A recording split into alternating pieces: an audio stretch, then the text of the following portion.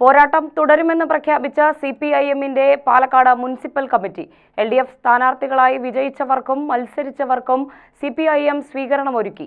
CPIM ജില്ലാ secretariat അംഗം TK Noushad പരിപാടി ഉദ്ഘാടനം ചെയ്തു. അഴിമതിക്കെതിരെ, വർഗീയതയ്ക്കെതിരെ വികസനത്തിനു വേണ്ടി പോരാട്ടം തുടരാൻ CPIM. പാലക്കാട് മുനിസിപ്പാലിറ്റിയിൽ തിരഞ്ഞെടുപ്പിൽ മികച്ച പ്രകടനമാണ് ഇടതുപക്ഷം കാഴ്ചവെച്ചത്. മത്സരിച്ചവരെയും വിജയിച്ച സ്ഥാനാർത്ഥികൾക്കും CPIM സ്വീകരണം നൽകി.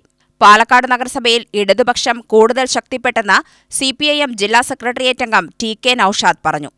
ഇടതുപക്ഷം വീണ്ടും കേരളത്തിൽ പാവപ്പെട്ട ജനങ്ങളുടെ ജീവിതത്തിൽ വലിയ മാറ്റമുണ്ടാക്കിയ ക്ഷേമപ്രവർത്തനങ്ങളും വികസന പ്രവർത്തനങ്ങളും കേരളത്തിൽ സാധ്യമാക്കി ഇന്ത്യയിലെ ഏറ്റവും മികച്ച സംസ്ഥാനമാക്കി കേരളത്തെ മാറ്റുന്നതിനു വേണ്ടി നടത്തിയ നല്ല പ്രവർത്തനങ്ങൾ കേരളത്തിലെ എല്ലാ വിഭാഗം ജനങ്ങളിലേക്ക് എത്തിച്ച് അവരുടെ പിന്തുണയോടുകൂടി ഈ ഇടതുപക്ഷമാണ് ജനകീയ ബദൽ.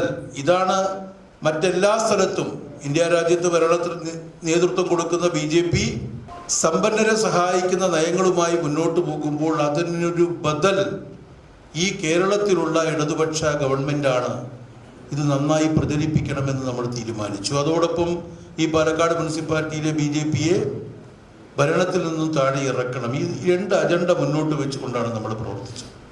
തെരഞ്ഞെടുപ്പ് കഴിഞ്ഞപ്പോൾ നല്ല നിലയിലുള്ള നമ്മൾ പ്രതീക്ഷിച്ച മുഴുവൻ കാര്യങ്ങളും നടപ്പിലാക്കാൻ കഴിഞ്ഞില്ലെങ്കിലും നമുക്ക് ഒരു വസ്തുത നമ്മൾ മനസ്സിലാക്കണം.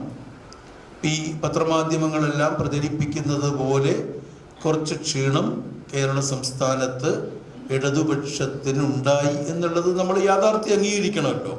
അങ്ങനെയുള്ളൊരവസ്ഥയിൽ പോലും പാലക്കാട് നഗരസഭയിലെ പ്രബുദ്ധരായ ജനങ്ങൾ നമ്മളെ നല്ല നിലയിൽ കഴിഞ്ഞ കാലത്തുണ്ടായ വിജയത്തെക്കാളും കുറച്ചുകൂടി മെച്ചപ്പെട്ട വിജയം ഈ പ്രതിസന്ധി നിറഞ്ഞ ഒരു സാഹചര്യത്തിലും നമുക്ക് നൽകി എന്നത് CPIM ജില്ലാ കമ്മിറ്റി അംഗം CP പ്രമോദ് അധ്യക്ഷത വഹിച്ചു.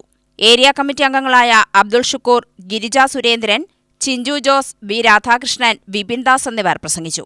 UTV news, Palakkad.